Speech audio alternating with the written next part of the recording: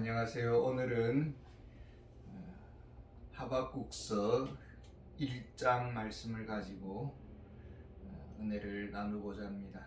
11월은 추수감사의 달입니다. 하박국 선지서를 통해서 감사의 의미를 묵상해 보기를 원합니다. 하박국은 유다의 멸망하기 직전 선지자입니다. 거의 마지막 선지자라고 할 수 있겠습니다. 1절에 선지자 하박국의 묵시로 받은 경고라 하고 2절에 하박국의 기도가 나옵니다.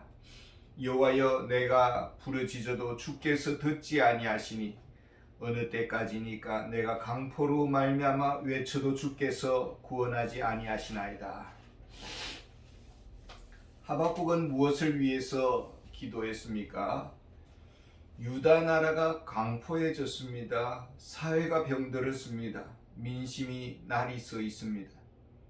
3절에 구체적으로 사회의 현상을 말해주고 있습니다. 어찌하여 내게 죄악을 보게 하시며 패역을 눈으로 보게 하시나이까? 겁탈과 강포가 내 앞에 있고 변론과 분쟁이 일어났나이다. 사회가 레일에 벗어난 기관차와 같습니다. 도덕적 기준선이 무너졌습니다. 우리 역사에 천민 출신, 양반 출신, 신분 구분이 뚜렷한 그런 시대가 있었습니다. 똑같은 생명을 가졌고 핏줄기입니다. 그런데 천민, 백정하면은 짐승과 동일시 여겼습니다. 백정의 아이들은 그 어디에도 부모에게도 기댈 수 없는 그런 처지였습니다. 그 원한이 사회 깊숙이 백성들의 뼛속에 깊이 새겨졌을 것입니다. 건강하지 못한 사회 풍토입니다. 하박국은 유다 사회를 보았습니다. 거칠어졌습니다. 인간미가 사라졌습니다. 힘과 폭력이 지배합니다. 무질서하고 야만적입니다. 하박국은 어떻게 이 시대의 문제를 대면했습니까? 하나님께 부르짖었습니다. 하나님께 외쳤습니다. 이 나라를 구원하게 해달라고 하나님께 간구했습니다. 하박국은 기도의 사람이었습니다. 문제를 하나님 앞에 가져갔습니다. 하나님께 문제를 내어 맡겼습니다. 그런데 하나님의 반응은 어떠했습니까? 하나님은 침묵했습니다. 대답이 없었습니다. 아무리 기다려도 기도는 메아리가 되어 그냥 되돌아올 뿐입니다. 하박국 혼자서 떠들어대는 것만 같았습니다. 하박국의 이름은 포옹이라는 의미를 가지고 있습니다. 이 사회의 아픔, 상처, 약자들을 품에 안고 간구하는 따뜻한 사람이었다고 보여집니다. 뜨겁게 기도하고 열정을 다해서 기도했습니다. 오랜 세월 인내로 기도했습니다. 돌아오는 것은 메아리뿐입니다. 하나님의 침묵, 그 세월이 너무나 길었습니다. 사회는 벼랑 끝을 향해 달려갑니다. 구원의 손길은 보이지 않습니다. 하박국이 기도하면서 보는 것은 무엇입니까? 다시 3절을 보겠습니다. 어찌하여 내게 죄악을 보게 하시며 패역을 눈으로 보게 하시나이까? 겁탈과 강포가 내 앞에 있고 변론과 분쟁이 일어났나이다. 기도를 열심히 했습니다. 문제가 점점 줄어들어야 합니다. 그런데 문제는 점점 더 커졌습니다. 사회는 점점 더 악해졌습니다. 하박국에게는 문제가 크게 보였습니다. 자고 일어나면 사건 사고들이 터집니다. 하박국은 이 사회의 근본 문제의 원인을 어디에서 보았습니까? 4절에 보면은 이러므로 율법이 해이하고 정의가 전혀 시행되지 못하오니 이는 악인이 의인을 애워쌌으므로 정의가 굳게 행하여 짐이니이다. 하박국의 눈에는 악인의 숫자가 크게 보였습니다. 악인의 통계수가 크게 보였습니다. 세상의 문제의 원인에는 악인들이 너무나 많다라는 것입니다. 이 세상의 책임은 악인들에게 있다라고 생각했습니다. 그렇기 때문에 이 사회가 무질서하고 불의가 판을 친다고 생각을 한 것입니다. 그런데 그 반면에 하나님은 어떻게 이 유다 사회를 진단하고 있습니까? 5절에 보면은 여호와께서 이르시되 너희는 여러 나라를 보고 또 보고 놀라고 또 놀랄지어다. 너희의 생전에 내가 한 가지 일을 행할 것이라. 누가 너희에게 말할지라도 너희는 믿지 아니하니라. 하나님이 심판을 경고하고 있습니다. 그러면서 누군가가 너희에게 하나님의 심판을 경고할지라도 너희들은 믿지 아니할 것이다. 이렇게 말씀을 하고 있습니다. 이스라엘 백성들은 하나님의 말씀이 말같이 들리지 않았다라는 것입니다. 선지자의 메시지를 거부하는 풍토가 팽배했습니다. 믿지 않는다라는 말의 전제는 무엇입니까? 로마서 10장 17절에 보면은 믿음은 들음에서 나고 들음은 그리스도의 말씀으로 말미암았느니라. 백성들이 믿지 않는다. 이 말씀은 말씀을 듣지 않는다라는 것입니다. 하박국은 하나님께 무엇이라고 소리쳤습니까? 2절에 보면은 내가 부르짖어도 주께서 듣지 아니하시니 어느 때까지니까. 주님이 듣지 않는다라고 원망을 했습니다.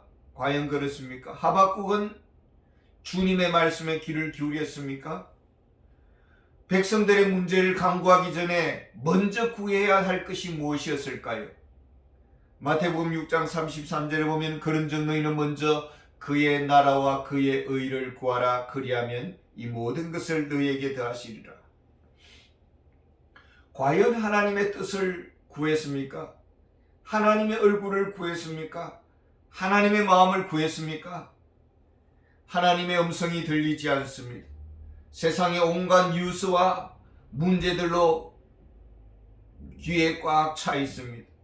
성경 읽기보다는 뉴스 보는 것이 더 중요하고 성경 말씀을 듣기보다는 세상 뉴스가 더 중하게 들려지는 것입니다.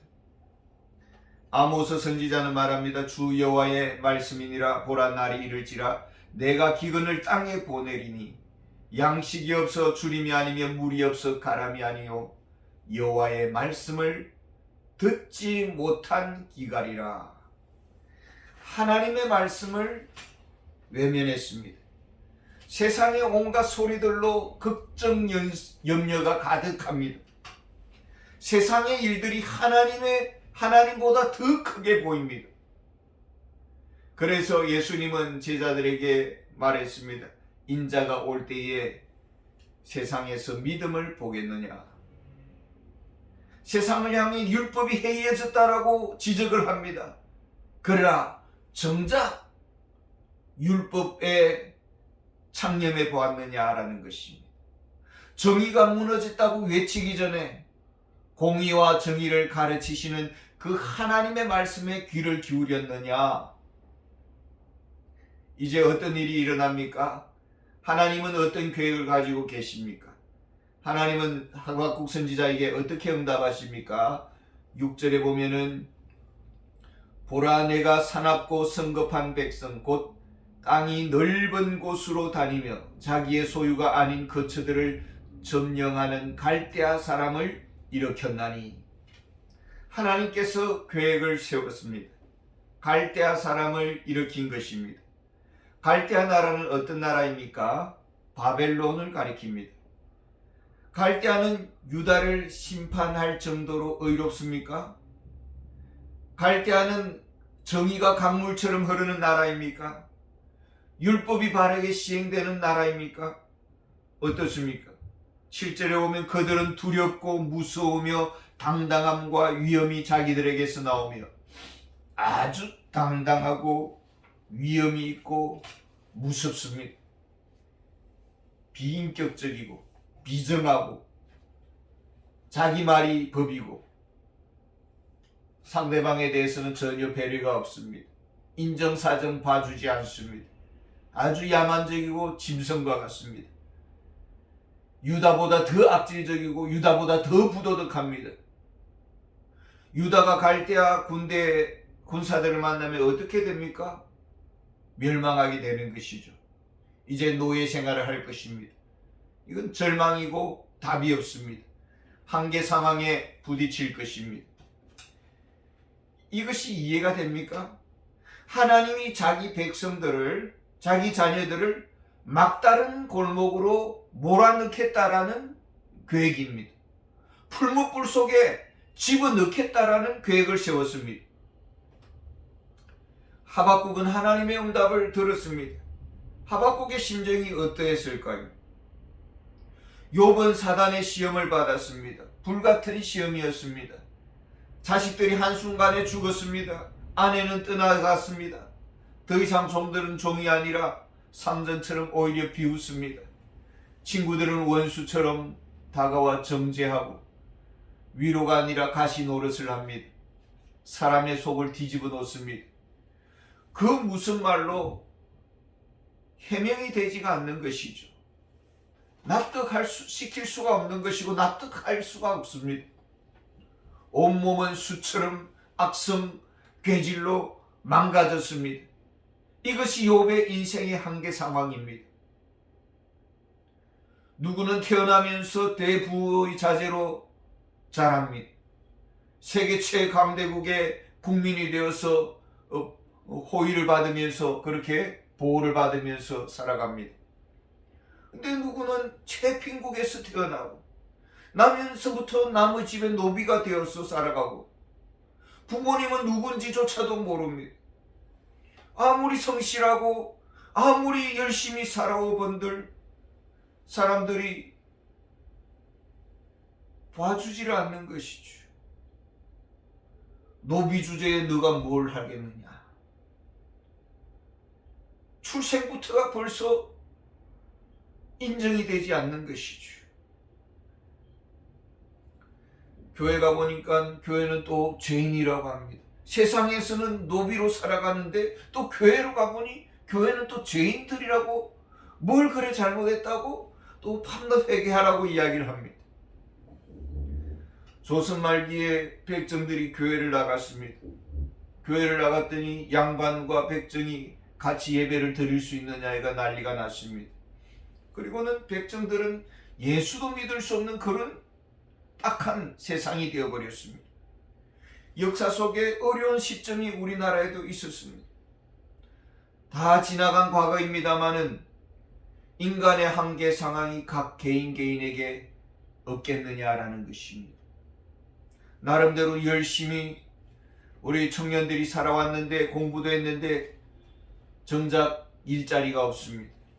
취업이 되지 않습니다. 태어나 보니 몸은 정상이 아닙니다. 곱추이고 고장난 몸을 가지고 태어났습니다. 자기 잘못이 아닙니다. 가혹한 한계 상황을 맞이하는 것이죠.